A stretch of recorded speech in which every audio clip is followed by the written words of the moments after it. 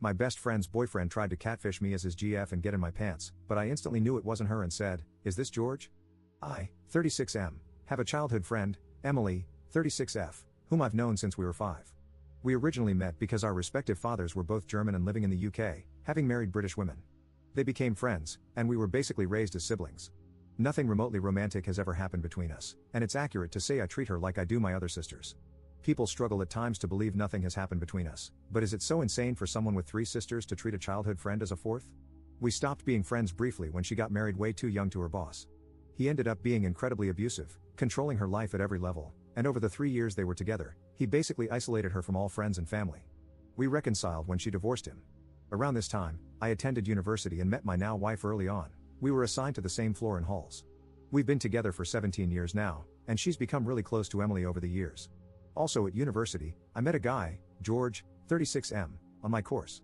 We were part of the same friendship group but didn't stay in touch until we coincidentally ended up working together a good 10 years after graduation. I ended up introducing him to Emily, and they started a relationship. A year or so later, they moved in together. Emily was happy, he was happy, and on the face of things, he seemed fine with me and Emily's friendship and never said anything.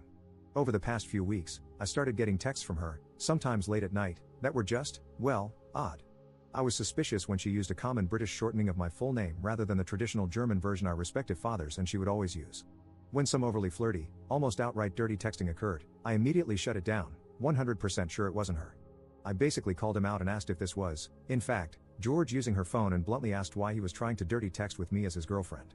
He never responded, but after explaining the situation to my wife, she went over to Emily's with my phone to see what was going on. I wasn't there for this, but she showed Emily our entire text history and what he had done.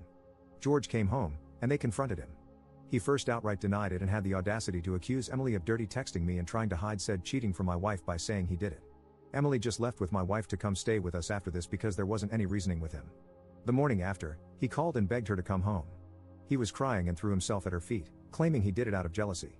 He highlighted that she was in the habit of deleting our conversations, which drove him mad, an apparent choice she makes for all her texts with everyone, not just me by the way, and he was always jealous of our relationship. He found it hard to see me with her, and after he saw her saying stuff like how she loved me, again, as siblings, not being able to read our texts drove him to basically go fishing to establish our relationship. The dirty texting was an attempt to bluntly see if it was something we, or more specifically I, would engage in. At this point, Emily asked for mine and my wife's opinion on this whole thing. I called BS on this being a mistake. Something he was driven to by jealousy? He violated her privacy by going through her phone, risked our friendship by masquerading as her, risked my marriage by trying to bait me into dirty texting a friend, risked Emily and my wife's friendship by making it look like Emily was dirty texting me. The entire thing was a clusterflop. I didn't outright say she should leave him, but I highlighted how dishonest this whole thing was. She eventually went back home, and I didn't hear anything for a few days, but Emily eventually revealed to my wife that she had functionally forgiven him. My wife worked out from the conversation what had happened. He had basically flipped the script on me by playing into fears from her marriage. He described me as another controlling male trying to dictate who she had a relationship with. He encouraged her to make her own decision, not bad advice in theory, but she had to ignore me because I didn't have her best interest at heart. I was controlling her like her ex. My wife quietly pointed out he was, in fact, being like her ex, not me. He was driving a wedge between her and family. At this point, Emily just gave up. She said she couldn't win, couldn't decide between the man she loves and her brother, so screw it. Let's pretend it never happened. We haven't really spoken since. Apparently, part of forgetting this ever happened is also giving in to his worries about our friendship. Every time I try to bring up what he did, I've either been ignored or told to stay out of it. Honestly, this pisses me off that he's gotten exactly what he wanted. He's stopped us from talking. I know I can't force her to break up with him, but it seems like a catch-22. I can't push her to make a decision about what he did while he's got her convinced I'm controlling her. I rarely see George at work, and he's rightly kept the hell away from me. I was tempted to bring my sisters into this clusterflop, tell them what happened, as they love her like a sister too, and see if they can talk some sense into Emily, but that's somewhat manipulative too. So any advice here? Let crappy sleeping dogs lie? Try to get her to deal with what he did rather than sweeping it under the rug? Update 1. I thought I'd update on my post, as there was a partial resolution and the advice was good. So, I followed the general advice of just leaving the entire situation alone. I agree that any interference from me or my family would be manipulative and controlling, albeit well-meaning. So, I haven't really spoken to Emily since slightly before Christmas, but her mother contacted me a little after New Year to ask if I knew what was going on with her. Emily's cousin back in Germany had contacted her mother, saying she had turned up on her doorstep having flown in from the UK on the 4th after apparently breaking up with George. According to her mother, Emily had come back to our hometown for the holidays. She brought George, and at some point they ran into her ex-husband at the pub. For context, we grew up in a tiny village in the middle of nowhere. There's literally nothing to our village but a pub, a post office, and a small supermarket. Her ex still lives where we grew up. So, this is all information relayed to me via Emily's mother, but apparently at some point George approached Emily's ex-husband and asked for some advice. George is familiar with the story of their relationship and knows how controlling he was, and why they divorced. Somewhat to her ex-husband's credit, he apparently refused to answer any questions and quietly approached Emily's mother to relay what he had been asked. Now, this is according to him, and George denies it, but he said George asked him how to handle me in terms of my friendship with Emily. I've no idea what Emily's ex-husband's motivation was here, but they've been divorced for a decade now, and he hasn't contacted her in this time, so I'm inclined to believe it wasn't further attempts at interfering with her life. Maybe it was actually manipulation. Maybe in the decade since they've divorced he's become a better man, who knows? We're all inclined to believe that is what was asked, despite George denying it, because how else would her ex-husband know he had an issue with me recently? He isn't in contact with anyone who would know about the recent issues. Also, to be honest, the ex never had an issue with me. He saw me as a child, despite being the same age as his then wife, and constantly called me kiddo and asked how school was. It would be a very specific shot in the dark on his part to assume George had an issue with me without George saying so himself. So, her mother told Emily what George had tried to do and pointed out that her boyfriend is now trying to emulate her ex-husband's behavior and encouraged her to confront him over this and also what happened over the last month rather than ignoring it. Nobody was privy to the discussion they had, but he left sometime after it to return to their shared home and she stayed with her mother, saying they had broken up. She stayed with her mother until the day after when she, without any warning, left for Germany. The cousin she's staying with assures us she's relatively fine. She's just overwhelmed and embarrassed she let this happen again. She couldn't handle being where she might run into either ex, so staying with her mother was off the table, and she just ran somewhere far but safe. I still haven't spoken to Emily.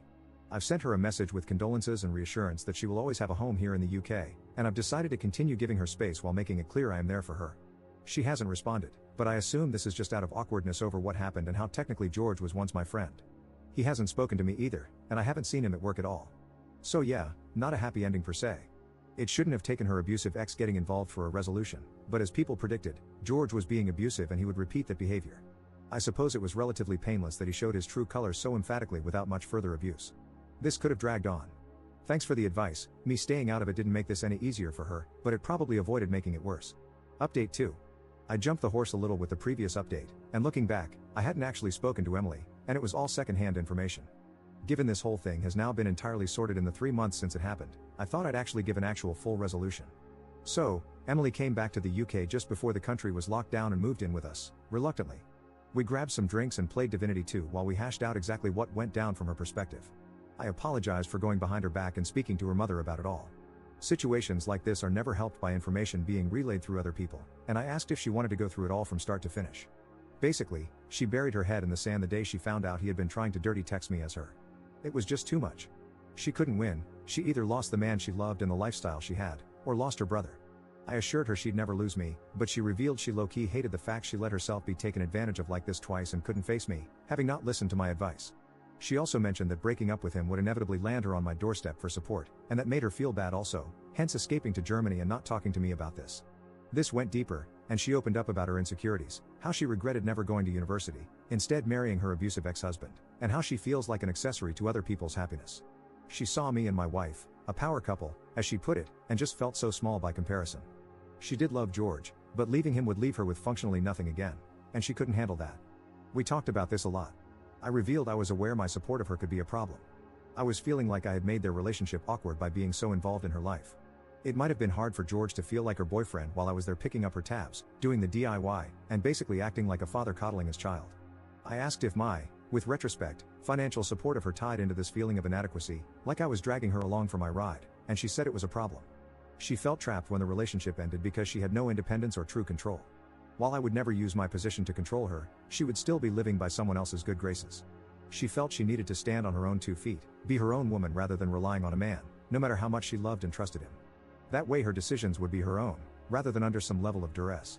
In the same way a child wants independence from her parents, she feels she finally needs independence from me.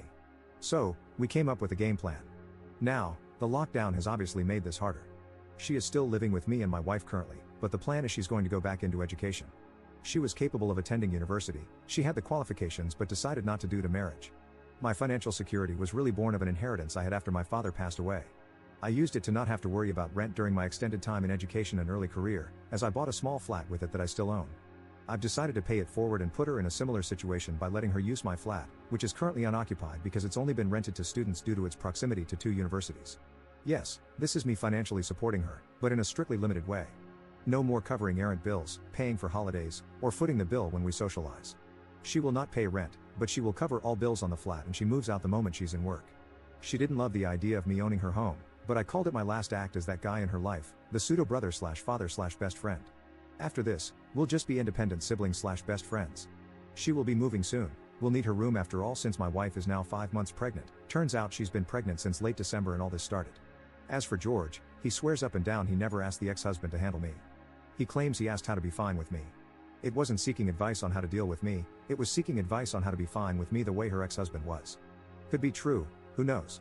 It's ultimately irrelevant. Though we recently found out George moved a girlfriend into the house he and Emily used to share, and here's the kicker, it's a longtime friend. Emily is fairly certain he never cheated on her, but she laughed out loud when she found out he's romantically living together with a longtime friend 3 months after the breakup. The dude's insecurity was likely born of his own feelings for a friend. He was getting close with a girl he was friends with, so he projected that onto me and Emily.